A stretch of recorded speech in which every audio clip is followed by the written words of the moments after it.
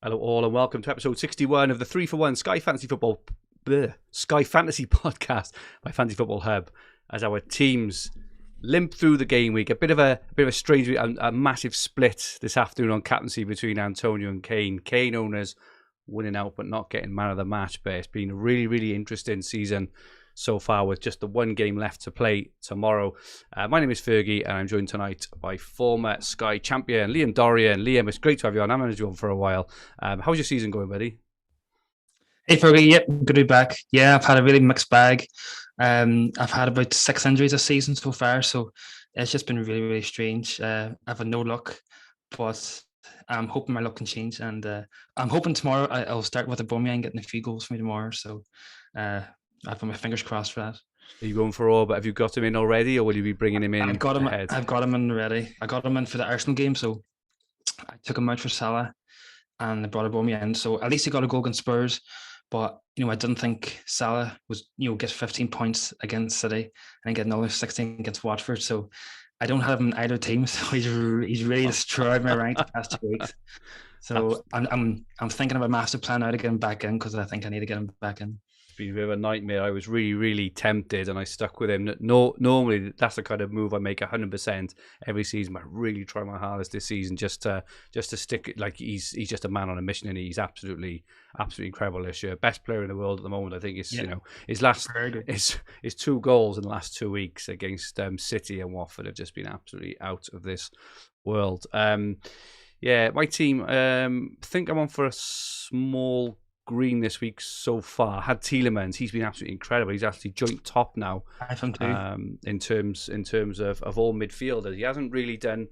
Obviously, he had a 15-point haul yesterday, but other than that, he hadn't done anything incredible. But he's just so consistent. Had Christensen, had Mendy, but I did have Antonio captain today ahead of Kane. It was a bit of a killer, and it looks like Kane is not going to get man of the match either, because obviously Reguilon and Dyer alerted the medical staff, and Sky gave them man of the match. So I think Kane owners, just in terms of fantasy, can probably feel a little bit aggrieved there, but I think I'm up. So I was about 1800 rank. I'm up to about 1600 now. I've had White in place since the overhaul.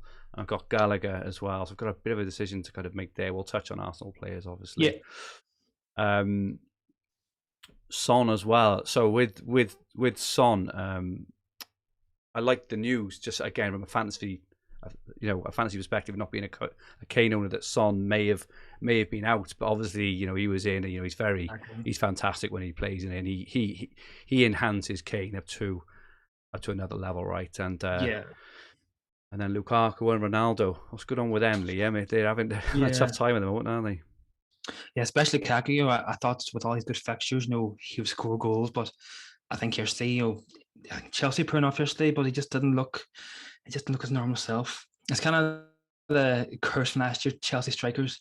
Apart from Costa, I can't remember a good Chelsea striker. They've all been kind of flops. So, I have Lukaku in my team, in one team. So I plan Saturday, I'll keep him Saturday. I'll see he gets on, but more than likely I'll take him out for Salah, because I think I can't go another week without having Salah, because he's just killing me every week. So I'm going to bring him back in. Okay, and at least with the game in Norwich, we can see the lineups.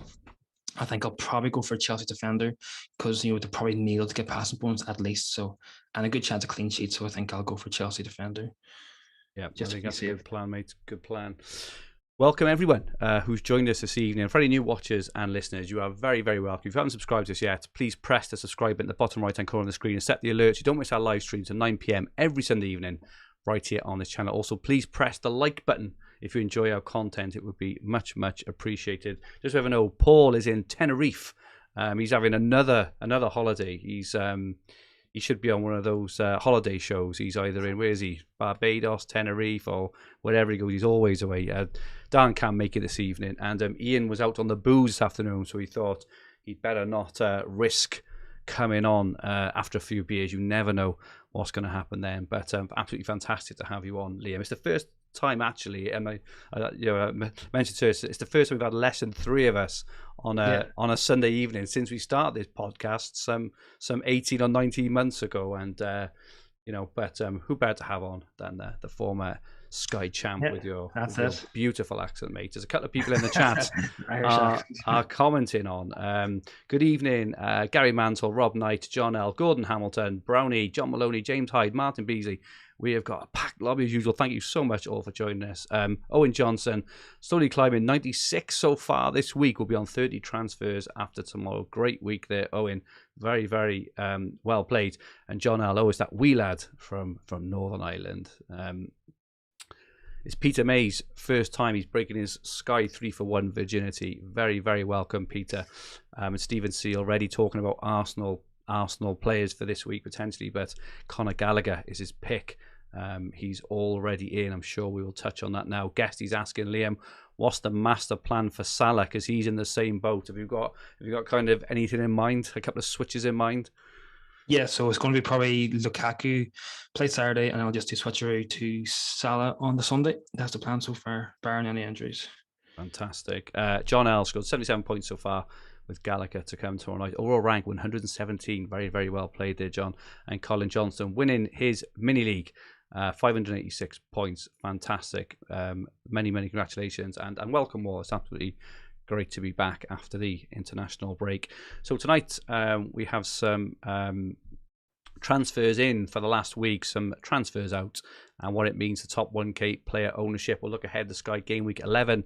We have lots and lots of questions as usual on Twitter. Thank you so much for sending them all in. And we will finish off with some mini league updates. So Liam, most transferred in the last week. Couple of interesting ones. I wonder if those who brought in Mendy brought him in before his massive haul yesterday. Yeah, so transfers in. So Mendy most transferred in. I think you'll see later on. I think Alisson was transferred a lot, but he's most in. It's probably the first time we looked at most transferred in, and there's no real shocks. There's one or two, but not that many. So Cancelo, he's second, and Salah. I must say, a bit surprised. Andros Townsend, fourth most transferred player. I didn't think I'd ever see that at the start of the season. He's transferred 4,000 teams. It's a bit of a shock. Then you got Phil Foden, Laporte, ASM, Aspilicueta. No real major shocks. KDB, interesting. He's into 2,304 teams. He got a goal yesterday, but it's kind of Burnley, good fixture again. I think he got no bonus points. That's kind of why I stay away from KDB. I think a few years ago, 3-4 years ago, he was so good because he got the bonus points, but the past year or two, he's just not hitting them bonus tiers, and that's why I just avoid.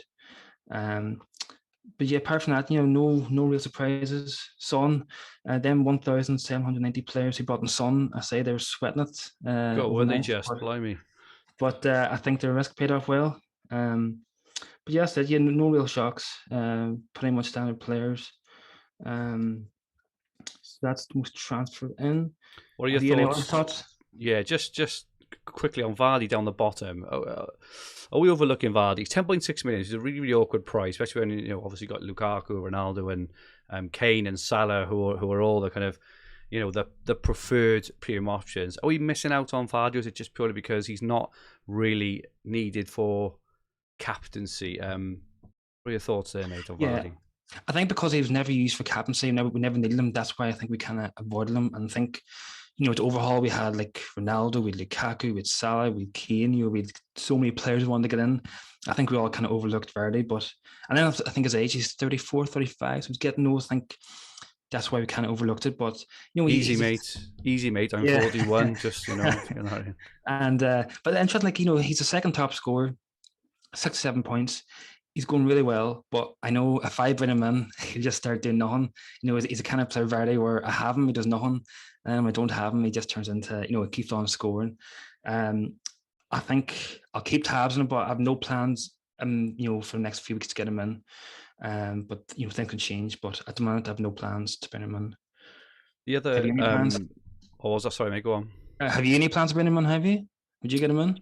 No. Like I say, I've got my team structure pretty set. As you say, he doesn't really, in terms of the fixtures and how they fall, they're home to Watford in, I think it's Sky Gameweek, it'll be 15, and home to Newcastle a few weeks after that. But in between, he's just not really that massive captaincy option, which you would hope for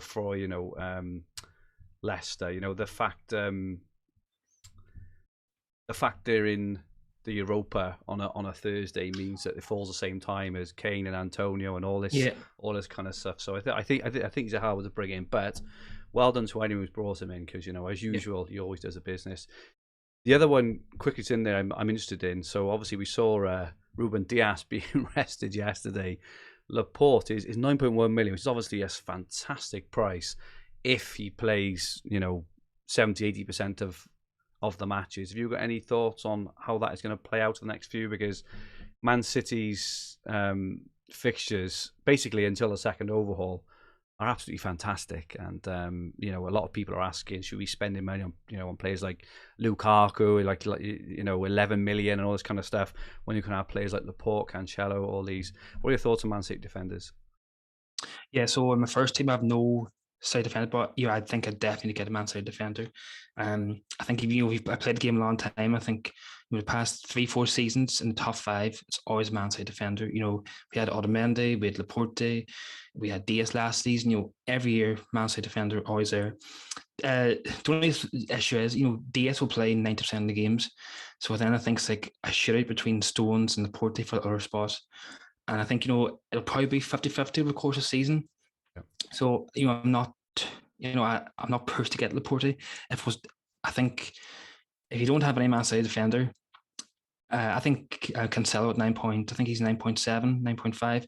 I think he's 9.5. Yeah, I think he's a player to get. I think he's the third top scorer in the game. He does the exact same thing as Diaz. He's getting passes on a regular basis. He's got the attacking potential. And you think from Diaz, I think you're saving 0.8 million. So I think if you get a Man City defender, I think Cancelo, he's the one to get. So I've got Diaz, already. Moving forward, do you think a double up with Diaz and Cancelo is a really viable option? Yep, I think that's where to go. So I think kind of my long-term plan in my main team, or B team, which will be main team. I've got 2 Chelsea. I've got Aspi. I've got Rudiger. Then I have Van Dijk, and then I'm going to get Rudiger. So I'm going to have them 4 players through 3 different teams, but they're all nil to start. If they concede a goal, they all get passing bonus. So that's why I've gone them. So I think going for something like that there. And then I want to go 5 at the back. So I'll have them 4 players. And then my hope then would be to get like a Brighton defender. And the reason why I want Brighton, they're good defensively. And of course, they have potential to get the passing bonus. So I always like to get players who, even if they concede, they can always get the passing bonus. And them points over the course of the season, they really add up. So I'm looking to go 5 at the back in the next few weeks.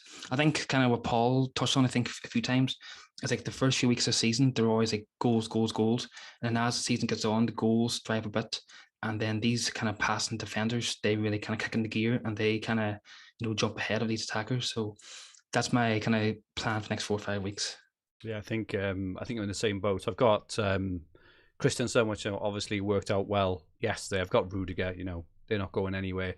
I've currently got Diaz as well, but I'm thinking along similar lines, either 5-3-2, maybe 4-4-2. But I definitely want to kind of end up, going over Christmas and stuff with a really, really solid 5. I see Webster's back for Brighton as well. I know their fixtures, are not amazing, but just as an enabler, he's fantastic enabler in as well. So he could maybe be a 5th, but see. I think the plan that's so I have Kilman, so I'll keep Kilman until they play against Everton. Then it's international break, and that's when they get rid of Man City and Liverpool next, and I'll see then. But that's the plan for that. And touching on the transfers out, very interesting one up the top here, Liam. I was very, very surprised. Yeah, seems that I was shocked too, Rudiger. I have Rudiger in both my teams. I think he's a season keeper. I think taking him out, definitely I wouldn't have done that anyway. I think it's only a minor injury, so I definitely would have kept him in. And also we got Ferran Torres. I'm glad I avoided him. So he's out of 10,000 teams. I'm surprised it's actually not many teams. It's a bit hard luck. Out for 3 months now. So, and then I think that's why Mendy. A lot of teams. Alisson's taken out 8,000 teams, so that's probably why they all moved to Mendy, and that's why he's most transferred in. Then we got Varane, Ederson, James Ward-Prowse. I've James Ward-Prowse in my team still. I still haven't taken him out. I don't know what to do. I think the problem is James Ward-Prowse is the midfield class is just so poor. You know, bar like Sarr, Tielemans, Rafinha, you know, and Gallagher's. There's nobody really I want. So I just kept him in there, and I'm just going to wait another week. And then we got Lukaku, Gabriel Jesus. I'm surprised 3,000 people actually had him in their team, and he's probably someone I've never ever consider. Rafinha, he's taken out a few teams, 2,000. I think a few people might have raised transfer Maguire out after his performance against Leicester. He's out in the 2,000 teams. He's awful. Such an awful player, Maguire, isn't he? Yeah. Surely he only plays because he cost him 80 million. He's terrible, absolutely terrible. Anyway, sorry, move on. I don't think it's that bad. No, I think he makes mistakes. Bloody awful. And then Ronaldo, Alonso. I think a lot of people have got bitten by Alonso. I think, you know, a lot of people seen in group chats, they seem to bring him in, and he's been benched past 2 games. You know, I think Chilwell was always there. I think it was always Coleman. So I avoided Alonso because, you know, he's just a threat from rotation. And I think that's pretty much it. 953 people took out Kane. I'm not too sure what game they were playing at, but not a good decision. Maybe for Salah yesterday potentially, because obviously he's just incredible form. So maybe they were a bit scared and wanted him for the captaincy, didn't they? A couple of comments in the chat. Let's catch up. Matt Sky FF says Vardy's that player who's awesome when you don't own him, absolutely. And Phil Speck's absolutely right. So Vardy always has a good first half of the season and runs out of steam just after Christmas. I think I got the season on the trot now. He's done exactly that, haven't he? He's been superb, and then he's fallen off a cliff, haven't he? I think that was one of the main was when I won. I think so the game before Christmas, Vardy, I think he scored in many games. I took him out. I think it's the only one took him out. And I got ahead of the game, and he didn't score again, I think, to March. Yeah. So, yeah, he's always good the first half, the second half. You know, he always doesn't do as well. Lost your audio a little bit there, mate. I don't know if you lost your audio, went a bit quiet a second there. Oh, can you hear me now? I can now, yeah. Okay. Just on yesterday, Spencer Lee answered a question from Guesty. Ake played left back yesterday, and Laporte played at centre back. I suppose the key interesting point from me here, the amount of players. I think that people who took out Alisson for Mendy got lucky. You know, Alisson obviously had, you know, he had a clean sheet, but a lot of people, because Liverpool playing first, probably took him out for Mendy, so they got an extra few points there. With Torres, you know, that's an obvious move out, no arguments there at all, and maybe Varane as well. But those who are taking out Rudiger and Rafinha, for me in particular, we were just talking about this very briefly before we came live, and there's still, you know, 15 game weeks left after this for, you know, and until the overhaul, and you know, they're definitely a couple of players that I would have held on to. They've both been in fantastic form for their clubs. Their fixtures are good, but you know, basically all the way until the overhaul. So, you know, for me, in terms of advice, if anyone is thinking of getting rid of Rudiger, you know, if he's, you know, out for like a month, then that's different, right? But if he's back next week, or even out just for next week, I'd probably hold on to him. He's been, you know, one of the best players for Chelsea since, you know, the new manager took over. And also fantasy, and same for Rafinha as well. He's been absolutely insane. His form has been brilliant. You know, and I'm very surprised at that. Yeah, he's back next week, and the next 3 games: home to Wolves, away to Norwich, and home to Leicester. And they're, you know, in game weeks, they've then got Spurs and Brighton before, home to Palace and home to Brentford as well. You know, they got a really nice run. So yeah, we'll be doing that. And just in terms of the ownerships, then I see a massive drop off for Cristiano Ronaldo, top 1K, absolutely unbelievable, because he was in like 90% of teams just a few weeks ago. Yeah, he was flying. Top ownership. I'm surprised there's 25 people in the top 100K that don't own Salah. You know, but best surprised at that. No real shocks. Lukaku, 63%. I would imagine, you know, if Lukaku doesn't score this week against Norwich, you know, I expect that to drop down a lot. But no real surprises. Cancelo, Rudiger, Mendy, Diaz. Yeah, Shane Duffy. Shane Duffy's playing well, 34. Bitches with Shane Duffy. If Webster's back, what happens then? You know, very interesting. Is there a bit of movement? I think Dan Burn played left-sided. He was very good yesterday. He made 2 great challenges. So, very interesting to see what happens to Webster. And Doesn't come Lamptey back might be in. back as well, so mightn't he? And if Lamptey's back, you assume he plays right back, which may Yeah, push Veltman back as well into the centre half. So people who hold Duffy, for example, maybe sweating a bit over the next few weeks. Yeah, it's yeah. interesting there. I was a bit annoyed. I think in the FPL, I had Veltman, and he got subbed off in the 59th minute. I saw So that. he missed out in the clean sheet, and I was like, oh, that was very annoying. And then Sa, Marcel, they were quite on too. I think there was a good fixtures. Asperquella, Tielemans, 22. Yeah, I found that there's quite no low real. for Tielemans, to be honest. Yeah, At 22. I've Tielemans in my team, and he's very good. I think Tielemans, he always gets like the odd goal assist, but he's always kind of in thereabouts for kind of the pass and tackles. Yeah. That's why I had him. So I'm happy to have him. I think I'll keep him anyway for the whole to next overhaul. I'll not get rid of him anyway. Yes, top 100. Rafinha 62, Gallagher. We had. Very interesting to see. I was going to say, very interesting will be any Arsenal players on top.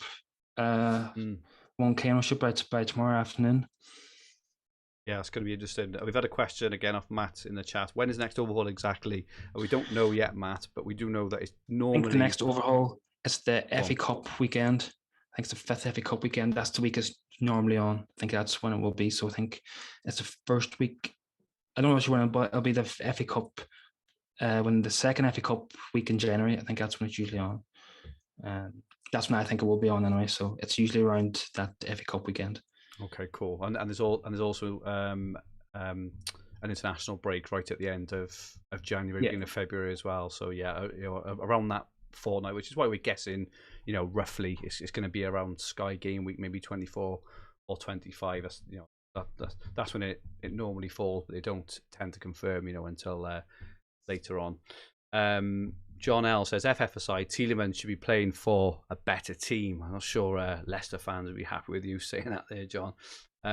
Peter May says, kept Kane for today's captaincy. He was going to transfer for Aubameyang. There's no Arsenal cover. You keep Kane and go for an Arsenal midfielder. Let's just answer that one quickly then. So I would say that Kane's, we must remind ourselves he was playing Newcastle Saturday, but their next three are not that easy. Away to West Ham, then they've got United, and then they've got Everton. So I wouldn't be massively against it. What are your thoughts on that, Liam? Moving to Orba, or should he move out kind of someone else?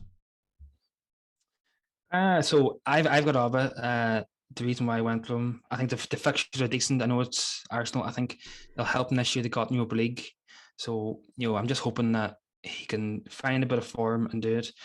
If it was go to Arsenal, yeah, it would be 3 players I'd only consider would be Oba, Emil Smith-Rowe, and Saka. See, like the defenders, I didn't consider any defenders because they haven't been hitting passing bonus.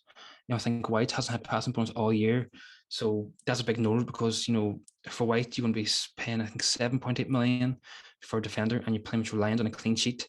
So wouldn't be overly happy about that. So that's why I went to Oba. Yes, I went Oba. But yeah, if Oba, Aubameyang, or Emil Smith-Rowe, there's 3 ones I would consider, and I think they're all good options. Cool. I think just in terms of Kane as well, we need to remember that on Sunday, the 21st of November, which is Sky Game Week 15, Man City play Everton, but Spurs got Leeds, and Spurs go on a run of 4 incredible fixtures. I know they've got there. I think it's Leeds, Brentford. Hang on, I'll get them now. One sec. They've got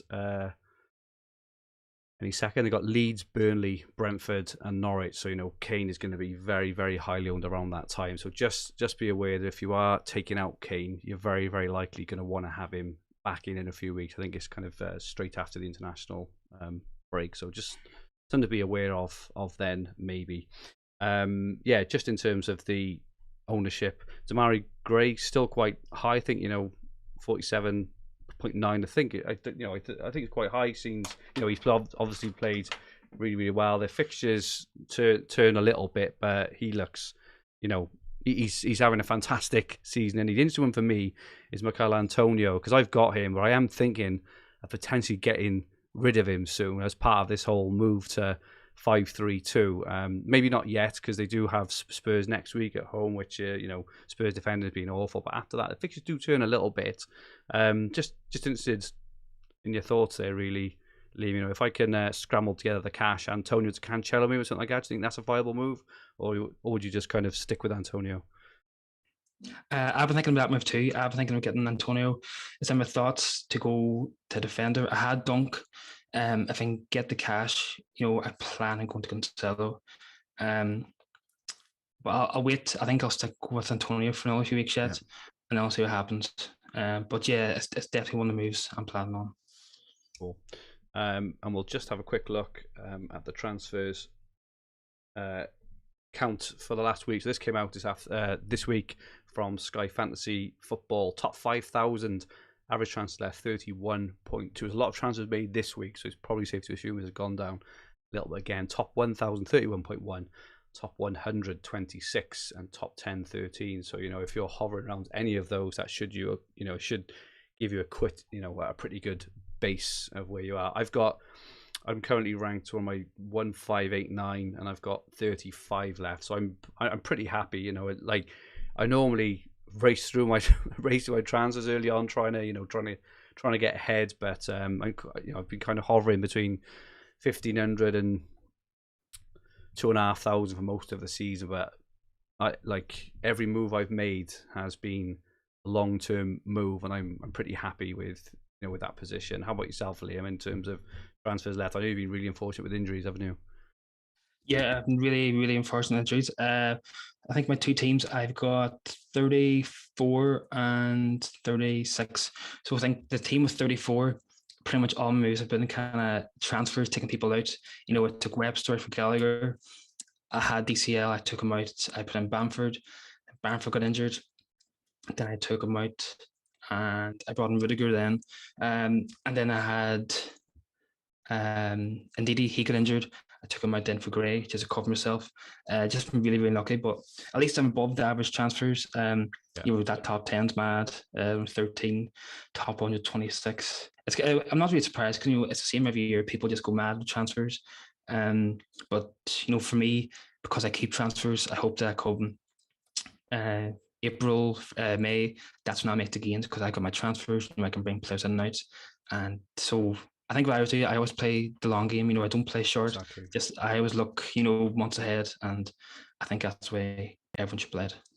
Cool. Just a couple of questions in the chat. We've had a couple on KDB. We briefly mentioned earlier. When KDB was essential in Sky for you, and he was absolutely essential, right? Yeah. He used to get passing bonus every single game. He used to, when Aguero wasn't on the pitch, he was on pens. He gets shooting bonus. He was just an absolute animal. To me, over the last 2 seasons, the way he plays positioning since Aguero has been out, actually, I think it's coincided with Aguero not being there. For me, he's not really a Sky option anymore because the passing bonus is the bread and butter for someone kind of like him, right? And he doesn't play far enough forward or take enough shots, maybe like a Bruno, for example, to get passing bonus regularly. So for me, he's not really an option. We've had a question as well off Ronaldo,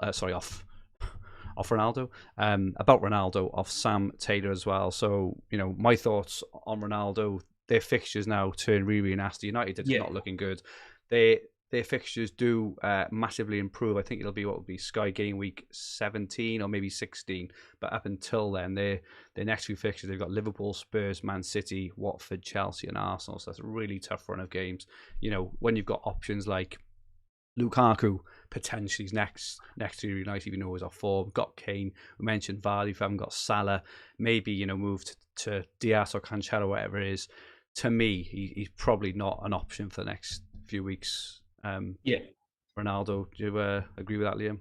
Yeah, it seems. I think that's why I took him out in my first team because I seen the fixtures. I know he's Ronaldo. He can score, but they're just tough games. But I had penciled in, I think, for the 4th of December. I think Arsenal fixtures from the whole way to the next overhaul are just brilliant. So I'll be looking at bringing in definitely a Man U player for that run of fixtures. Okay. Let's look ahead then to next game week. I have included tomorrow night's fixture as well, just for completeness, because obviously Arsenal play 2 home games now. This Monday's Friday. We've been talking about this week since like the first pre-season episode, haven't we? Because it really, really stuck out. But Arsenal home to Palace tomorrow. Arsenal home to Villa tomorrow. Just in terms of Arsenal's form, obviously they were dreadful pre-overhaul. They do seem to improve a little bit But in terms of Arsenal players now, Liam, if you were to rank your top three, regardless of your team, how it's set up, regardless of anything, who would your top three Arsenal picks be for these two games? I think I've said it. I think Aubameyang, he'd probably still be first. I think, on his day, he can score 2 goals. He is on penalties too. They are favourable fixtures. And then I think between Smith Rowe and Saka, they'll be next to. I think there are 2 good options. Ramsdale, I think Ramsdale's another. I know because they do get Arsenal do concede plenty of shots and he does make plenty of saves. But I wouldn't because I have Mendy. I think Mendy's more long term, so I'll keep Mendy. But if you want, I think Ramsdale, he has a decent shout. So I think what I'm doing, one team I'm going to Aubameyang. My B team, I'm going to go Gallagher, and I'm just going to skip the Friday game. So that's my plan for my 2 teams. What about in terms of you're Ben White? You've got Gallagher and Ben White. Yeah, I'm not really sure. I looked earlier, and Arsenal are 14th in the league for passing. They're just not passing the ball around, and we've seen a few things around, how Arteta is trying to get them, instead of kind of knocking the ball around the back, to make incisive sort of passes into midfield, and they're showing in their passing stats, right? Apart from the first half hour against Spurs, where they held the ball kind of really well. They haven't done it most of the season. I'm gutted with White, because I brought him on overhaul, especially for these games. I do have Gallagher, so I've got a bit of a decision to kind of make there. And then on the Friday as well, there is an opportunity. So there is a single game day later down the line with West Ham, isn't there?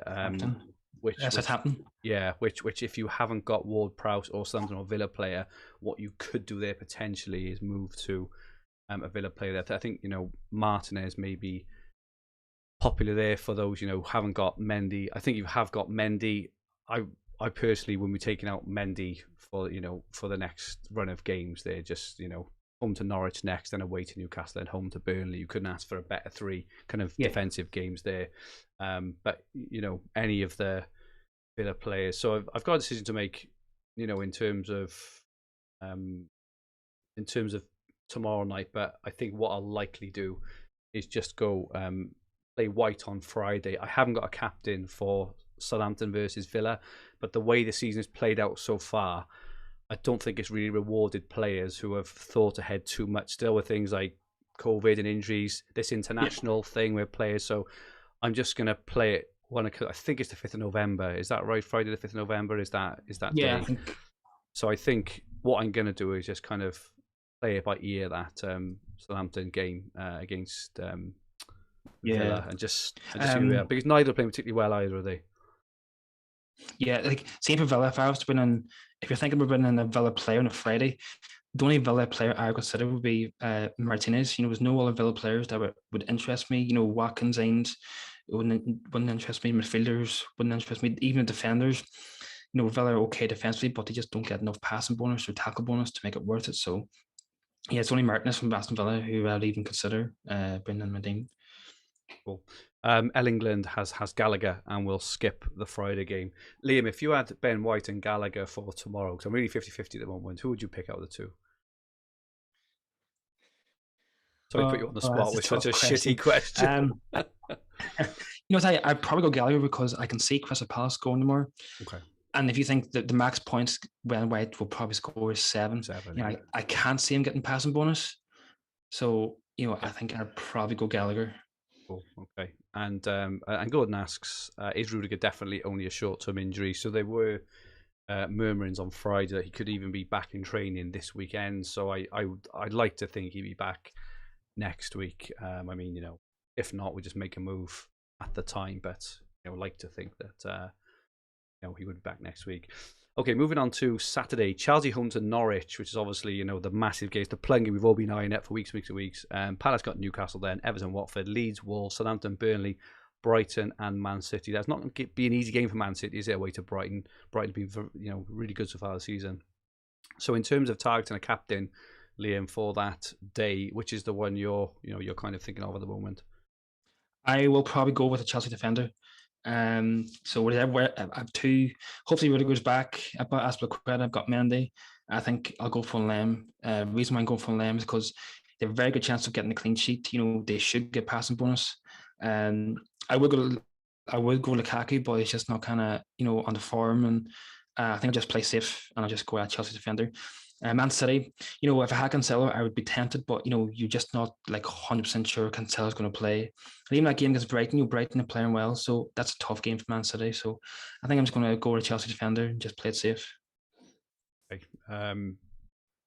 Well, I was banking on Lukaku, but we do get to see the lineup, which is obviously massive from a Chelsea defensive perspective. You may give me cause to pause a bit there, but Norwich have defended quite well, haven't they, in the last 2 or 3 games? I think over the whole season the defense hasn't been good, but yeah, maybe interesting one there actually. I hadn't really thought of going for a defender, but yeah, as you say, they're bound to nail a passing minimum, aren't they? But yeah, I think Lukaku's the upside pick. Another move I maybe tempted to kind of make. I haven't thought about it logistically, but obviously Ben White will be out then, in terms of those have needed him.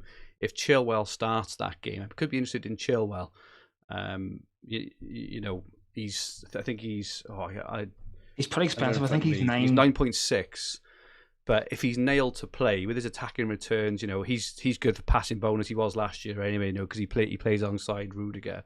He could be one. Potentially could be tempted to bring him, because I think it'll be the 3rd game on the trot he starts. You think he's nailed for the foreseeable then. So have you got Cancelo on your team already? No, I haven't already. No, this is why. Yeah, maybe it's in Chilwell. I would probably bring Cancelo over Chilwell. Long term. Yeah, I think long term. Mm-hmm. Good shout. Well, I think I checked. I think Cancelo gets more passing bonus than Chilwell. Okay, so that's where I go. Well, that's my opinion, but no, it's fair. No, you're the former champ, mate, not me. This is why I'm keen to listen to you, because I need to learn off you. And on Sunday then, so we see the lineups for Brentford and Leicester, West Ham and Spurs, and Man United and Liverpool. So I was all set, for I've got Antonio, so it would have been whoever would have had out of Antonio or Kane, but Salah has just made himself the prime captain for every game he plays, hasn't he? And United conceded another 4 yesterday. They've kept one clean sheet all season. They've been awful. So are you on Salah, or are you tempted by Kane or something like that? Or I'll definitely be on Salah, so I think I will do my move Lukaku to Kane. In one team I'll have Salah captain, another team I'll go Kane captain. But yeah, I think Salah against Man U looks a good fixture. Man U've been very poor defensively. I do expect him to improve, but I think the form Salah's in, if he scored a goal or 2, you wouldn't be surprised. Okay. Question off to Tommy Jones. Can you reveal your whole team, please, Fergie? It's always on the hub every week, fantasyfootballhub.co.uk, if you want to see my team there, my planned moves, etc. Not that the planned moves always come to fruition because of lineups and things like that, but it is always on there. And Phil Speck, you don't want to see Fergie's team. He's allowed extra play as well as extra transfers, allegedly. Let's keep that quiet, Phil, between us. El England got Lukaku in for these fixtures, but looks like Chelsea are determined to ruin another striker. I know, my goodness, but home to Norwich, isn't that like the best fixture, apart from home to Newcastle, maybe you could have all season? Newcastle were diabolical defensively here again. Spurs should have easily got 4, 5 or 6, but they actually have Chelsea and Newcastle after Norwich too. Yeah, this is it, and home to Burnley after that. Is it home to Burnley after that? Yeah, home Burnley then. Home to Burnley. That's a hell of a run of games, that is. So yeah, okay, cool. On to questions, and thank you so much for everyone who sent in. We've had a lot. We've probably answered a lot actually, but we'll go through the ones that we haven't answered. DB Sky FF, what to do with Traore? Despite looking good yesterday, the fancy at it, he is frustrating. Him to an Arsenal mid or defender, if so, who? Or hold for Leeds, as that could suit him as well. If you had Traore now, Liam, what would you be doing? Troy now, I'd probably keep him for the Caps game, and then I would ship him on. I think he's the most frustrating player I've watched in a long time. You watch him in the game, and he just looks unreal. He's beating players left, right, and centre. Then he gets close to the goal, and he just seems to have a panic attack, and he just kind of freezes, and he just can't score. It's strange. Like, he's 7.8 million. I think he's only got 19 points or 20 points all season. Very poor, but I would just keep till Caps game, and after Caps game, I'll just get rid of him.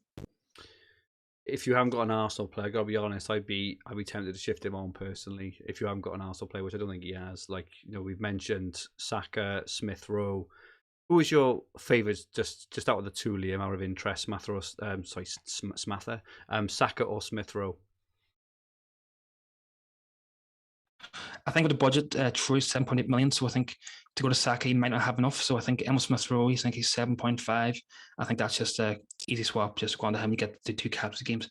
And Emil Smith Rowe is not doing the business. You can always take him out on Friday afternoon, and you can pick whatever player you want. Okay, cool. Dale Turner, I've moved off Ronaldo and have to worry about Lukaku's lack of form also. Surely Cancelo and DS outscore them both over the season. Absolutely, Dale. Sorry, Dale, this is what we were mentioning earlier.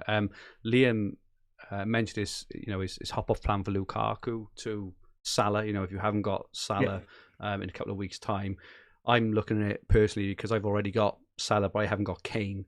I'm looking at doing it on Sunday, the 21st of November, which means you get four really good games off Chelsea, off Lukaku, and then Chelsea finish then on Saturday the 20th, and then Spurs against Leeds on the 21st. For me, I think if you're going for Kane, it's probably the best, probably the best time. But Liam, you're thinking next week for maybe Salah?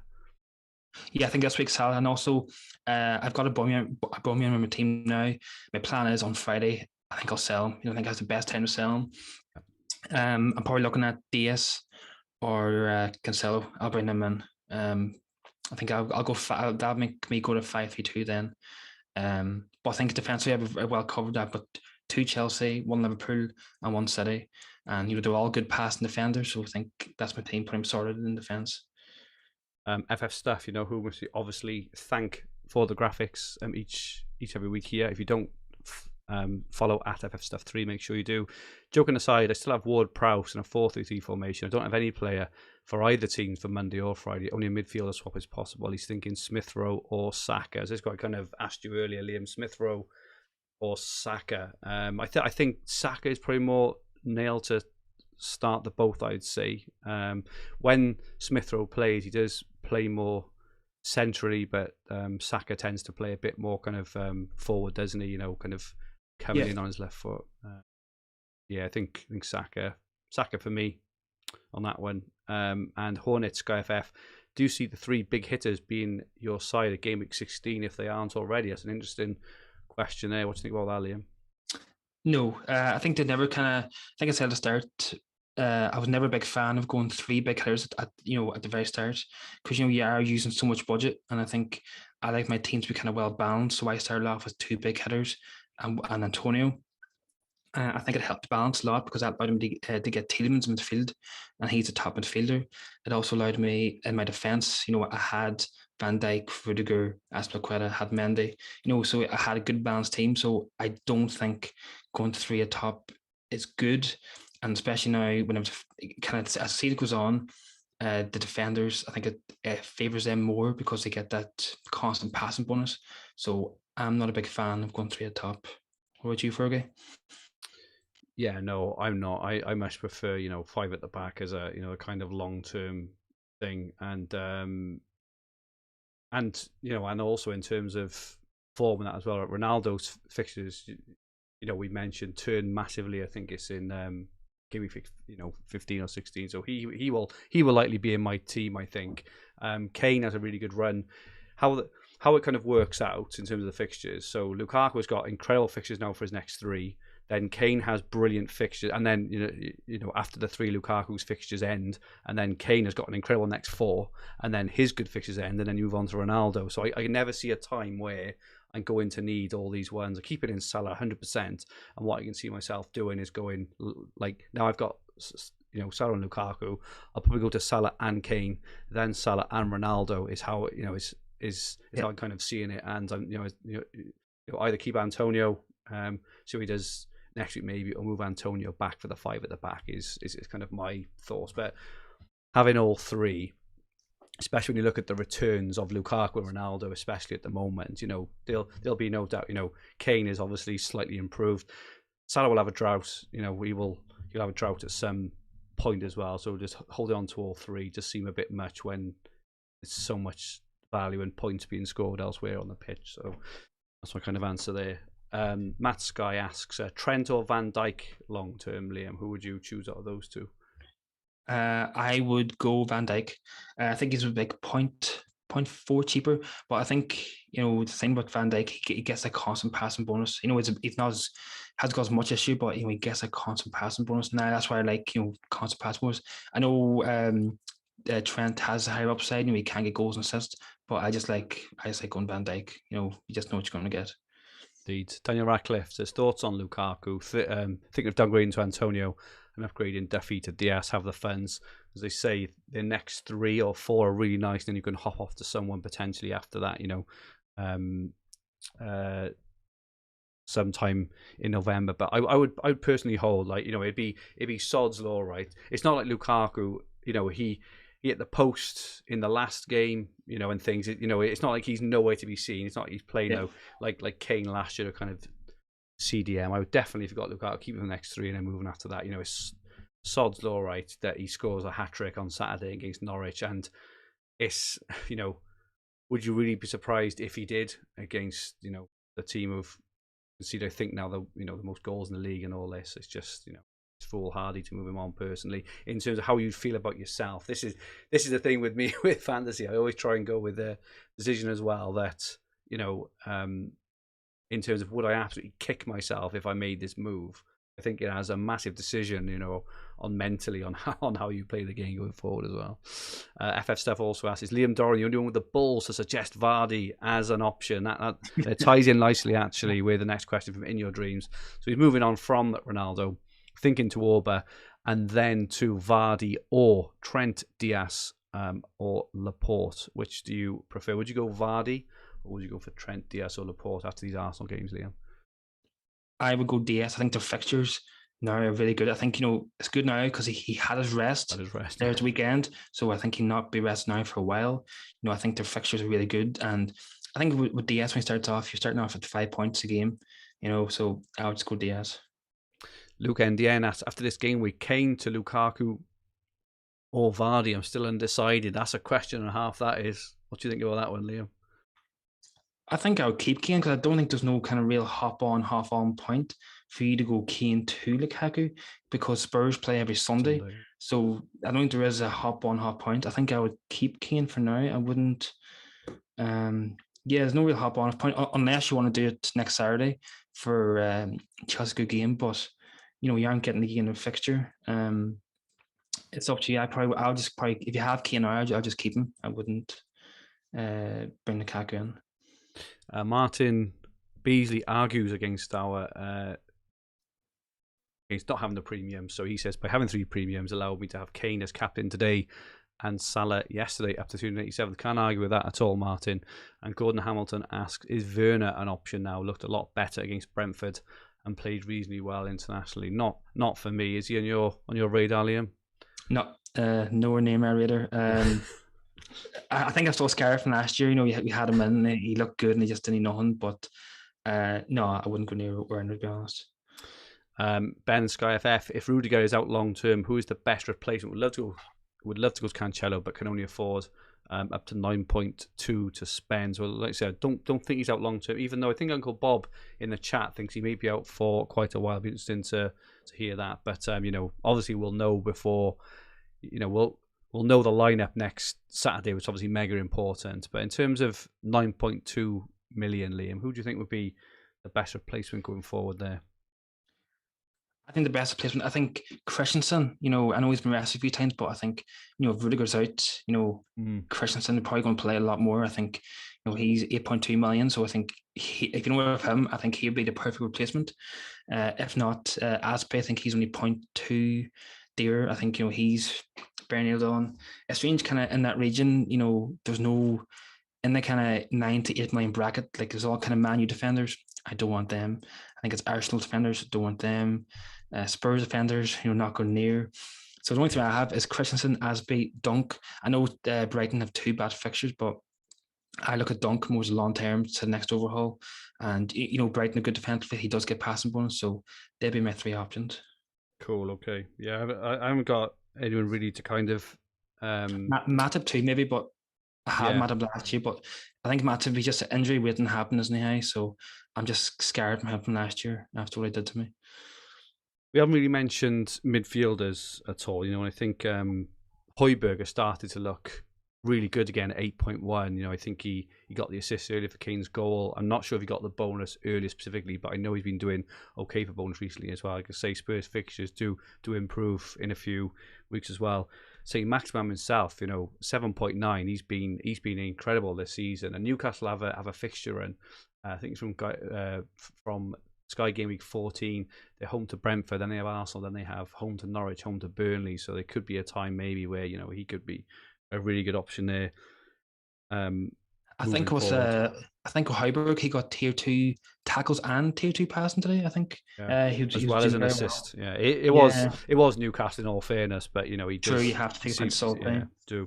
And the only other one I've had him in field is more from an FPL view, but it looks like he looks really good. Hit the post twice yesterday against Chelsea again, but. Mbuemo, 7.2 million is incredibly cheap. I don't think he's needed for like a captaincy or anything like that, but is he one you'd be interested in, Liam? Maybe a 7.2 because he's basically playing as a striker, right? He is. He's one I'm looking. So in one of my teams, I've got Sarr for Watford. He hasn't really well, but Sarr's fixtures do change. So I am considering taking Sarr out and bringing in Mbuemo. I think his fixtures are really good. I think I'm kind of going off what I did 2 years ago, where just because you have a player who's doing well doesn't mean he's going to continue doing well. I think when I won, I wasn't scared to make moves. So I think I'm looking at taking Sarr out from Breno for the good fixtures. I think Watford to play Man City, Man U, Liverpool. So really tough games. Whereas Brentford, the fixtures are brilliant. They've got Leicester, then Burnley, then Norwich, then Newcastle, then Everton. There's some good fixtures. So I think I'm going to do that swap. But yeah, he looks good. I think he's had to post 6 times this season. He has a record, and Crazy. And the next closest is 1. I'm thinking as well because I need to free up just a little bit of cash to be able to move Lukaku back to Kane. So my current thinking, aside of all the kind of Chilwell and Cancelo chat, is planning to do Ben White to Mbuemo, which frees I think 0.6, then allows you to do Lukaku to Kane after. So I think we encourage it all the time, and a lot of people who listen and watch this are very experienced players. But for those maybe who aren't that experienced, whenever you're making moves, just think about those moves. Like I will definitely want to make Lukaku to Kane later on 100%. I'm just a little bit. I think I'm like 0.3 short at the moment. So in my next move, I need to think about that move to be able to bring in Kane. So for anyone who's not that experienced, always make sure that you leave yourself enough cash to do your moves.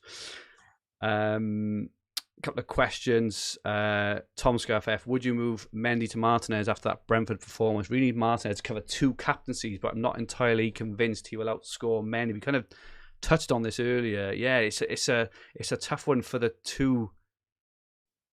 two captaincies. Do you think it's enough, considering Mendy's next 3 fixtures are just insane? I think I'm just going to keep Mendy. I think his fixtures are so good. Chelsea are so solid at the back. He does get saves points. I think I would just leave Mendy in for now.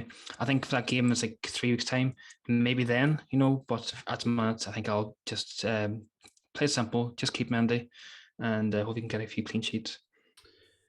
Couple of questions. We've touched on Ward Prowse a little bit already, but Oliver Ash also asked a really good point. So it is worth saying actually that Ward Prowse obviously missed a game yesterday. He is going to miss a League Cup game as well, and then he misses one more game. So he will be back for that captaincy game, on November the 5th. It is worth kind of mentioning that for those who don't know that. He will be back for that. But what would your move be now, Liam? You said you've actually got him in your team. Have you still Ward Prowse? Are you just holding on to him?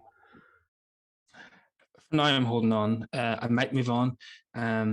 The problem I had where Prowse had him team, he just looked nothing like the player he was last year.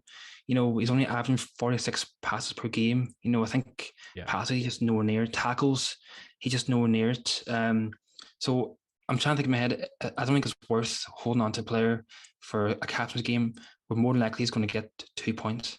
So, I'm thinking I'm going to move on, especially when he is 8.7 million. So for now I'm holding on, but, I think I might move on. and I'll just skip that Southampton game because I don't think he justifies the price Yeah, that he is. I think Ward-Prowse last season was doing kind of what Tielemans doing this season. He was Yeah, very, very regular points, and I had Ward-Prowse, and I moved him on to Lukaku this week. It's kind of an obvious move for me. But yeah, I think that I think lessons I've learned from last year is maybe not to hold on to players at a month or 6 weeks in advance if they're not yeah, performing well. I think you never know what's going to happen when you get to that point. Ward-Prowse might even get an injury in that point and stuff, and you end up holding on to players for a yeah. long, long time. It's a tough one, but I got rid. Liam's holding. Probably no right answer at all. If he'd have been playing well, I would have held and moved someone else. But as you said, I don't think he's scored.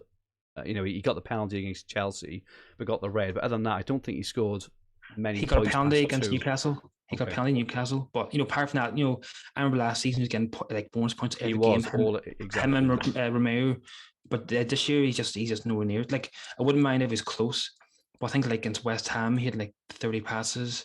He's just not the same kind of team they were last season with passing. Yeah. John R says apparently Mbeumo is the Swahili word for woodwork. Love that, absolutely class. John NUFC, if you did the Salah to Kane transfer, should you seek medical help? Asking for a friend. Well, you had a bit of payback earlier. In all fairness, though, obviously Salah has done well there. DB just asks about Livramento. I checked his price here. I hadn't checked. I was assuming he was cheaper, but he's actually 6.5, which is it's quite expensive, I think, because he hasn't picked up. I don't think he's picked up any bonus recently. I'm not sure if he's picked up any in the season. Obviously, he's kept a few clean sheets. But what about Livramento for the single game day? He's not for me because he's not hitting the bonus. But are you interested at all, Liam? Not at the minute. So I think he got one assist, he got man of the match, and I think yesterday he got tier 2 tackles. Just not for me. I think I'm kind of scared from Vestergaard last year. We had him in, it has happened just so poor defensively. I can see where he's come from that game against coming up against Aston Villa, but that is a good bit away yet. So not for me at the minute. Okay. A couple of questions in the chat briefly. Colin Johnston, Wolves have some good fixtures. Our strikers' options. I think the problem we've seen is, I would have put my house on Jimenez starting yesterday, and he didn't. They have got quite a few options. I think is the thing. Obviously, Hwang stole all the headlines. 7.8 million midfielder a couple of weeks ago when he scored the two. But you've also got Podence, Traore, Fabio Silva's still in there as well. And defensively, they haven't been that great. What are your thoughts, Liam, on any Wolves players over the next few weeks? No plans of Wolves. Juan, I think it's pronounced right. He's probably one because he has a midfielder. I wouldn't feel like too confident for Jimenez. I'm not sure kind of what price he is, but he's probably 9 million. Like, would you rather Jimenez at 9 million or like Man City defender or Chelsea defender at 9 million? I know which one I'd rather. I think as Ian Parent said too, pick the attacking players from attacking teams, and don't pick the kind of strikers from defensive teams. So I have no plan to get any kind of Wolves players in at the moment. Let's see what price he is. Yeah, Jimenez is 9 million, so yeah, definitely wouldn't go there. You think like you can get Rudiger for an extra 1, or you can get Cancelo for extra 5. I think it's Again, you wouldn't like you never sit the captaincy on Jimenez, would you? Yeah, you would never, and you always know you're going to take him right. You're never going to keep him in long term. So yeah, I just wouldn't. We've mentioned Mbeumo. John Maloney says no love for Tony. I think it's more the fact that probably we always struggle for midfielders, don't we? And Mbeumo is incredibly cheap and he fits into that midfield bracket. What are your thoughts on Tony? Is he going to interest you over the next few weeks? I have no plans at the minute. I think because my team, I plan to go 5-3-2, so I'm going to have Salah, and mix and match, and I'm going to stick with Antonio. I have no plans to get him in yet. I think Mbeumo 7.2. You do save a bit. Tony 7.9. He is a good price, but I just think with my formation, it'd just be easier to go with Mbeumo. And our final question is off Paul McNulty, sunning himself with a cocktail in Tenerife. With Brighton's fixture swing, would you cut loose Duffy? Some affordable options I've shortlisted are Cancelo, Christensen and Mbuemo. So what do you think about Duffy, Liam? It's a tough one because he has performed well and he's a good price. What do you think? Yeah, I must say he has played well. I think as an Irishman, he has shocked me. How good he has been. I think out of two, I went Cancelo and Bueno because I think Paulie probably has 2 or 3 Chelsea defenders. So I think it'd be good to kind of, instead of going Christensen, I think Cancelo would be a good option because we get an extra Man City defender, so you're not totally reliant on Chelsea. And then Bueno too is the other option. So I think with Bueno, it will save a bit of cash. Oh, well, we got a bit of cash, but I think he is a good player. The fixtures are really good. The only thing I noticed with Bueno, he hasn't got no bonus points this season. Yeah, he's So he's completely got reliant on attacking returns, aren't you? yeah. So he has got 2 goals, but that's only shots he didn't target. So that's a bit of concern. But if I had to pick one, I think Cancelo would be my pick of them 3. The only thing I'd say about the fixture swing, and I do agree up to a point, Brighton have obviously got Man City, Liverpool, right, in 9 and 10, so you can expect very, very limited, if no returns from there. I completely, understand that. However, I would say after that, if you can ride out those 2, they have then got Newcastle, Villa, Leeds, West Ham, Southampton, and Spurs. So it's not like a long-term horrible run. It's just a 2-game week. So I wouldn't be too quick personally.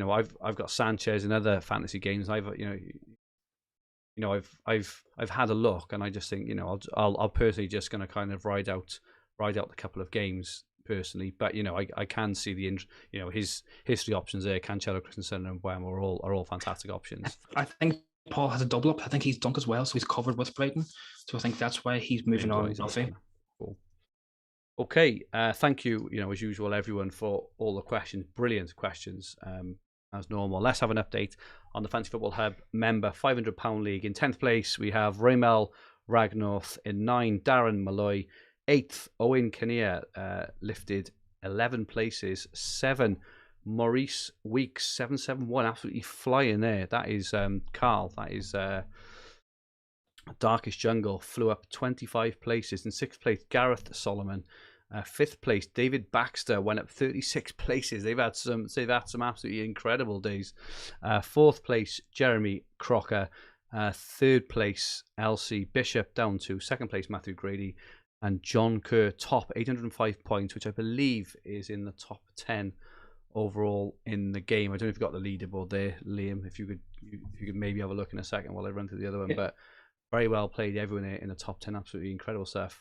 John Kerr is currently top of the Hub Mini League. And then the 4 Nations League, we have got an absolute runaway leader here. Absolutely incredible. Liam's not having his... I think it's fair to say, Liam, you've had better seasons. Let's say that. I think it's probably the worst season I've had. That's where at, mate. Always the first season when you come into content creation it's really, really tough. But anyway, Liam's teams, along with Ian's actually. Ian did make a recovery, but he struggled a bit this afternoon. Ian's team's on 683. Paul's second team is on 685. We then have Dan's 2 teams have had good days today. I think he probably had Kane in both of those by the look of it, just behind my teams, which are 2nd and 3rd on 706 points.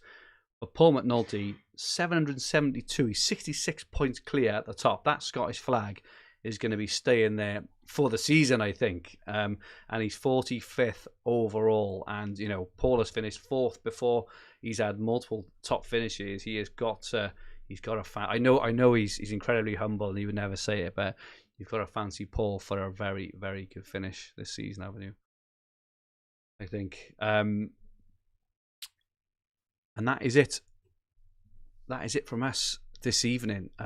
As usual, thank you all so much for joining us live, and for those who either watch back or listen back, your continued support is much, much appreciated. Great to be back after the international break. Thank you so much, Liam, for all your fantastic insight. No, really, really enjoyed it. You always give a different perspective on things, and you never sit on the fence as well, which is good. You give a really determined answer. You're kind of happy to take it on the chin. If your outcome is wrong, which is great as well. So thank you. So much. Yeah, thank you as usual, and we'll have you on again very, very soon. Liam, what is your Twitter handle? Yeah, at Dorian Liam. Fantastic. My Twitter handle is at FFH Fergi. So this podcast and video in the Fantasy Football Hub, Sky and TFF YouTube channel, and also available in all major podcast platforms. We've just asked any Liam's rant. Liam, are you angry about anything? No, you're just, okay. I'm just angry about all my injuries, but apart from that, I'm grand. I think you've been for a special and Dan's back. I think Dan should have plenty of rants to keep you going for a while. So I think you will. I think you're right. If you like what you watched, please press the like button. If you haven't pressed like, please press it. It would be much appreciated.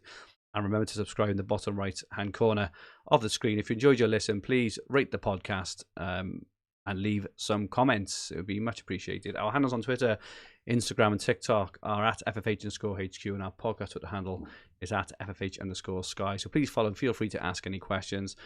Our website is fantasyfootballhub.co.uk, where you'll find everything you need for fantasy football all under one roof, including player comparison tools, the fixture ticker, Opta-stats, top player team reveals, much more, everything you would ever need to have a successful Sky Fantasy season. We'll be back next week, looking ahead to Sky Game Week 11. Stay safe and good night all.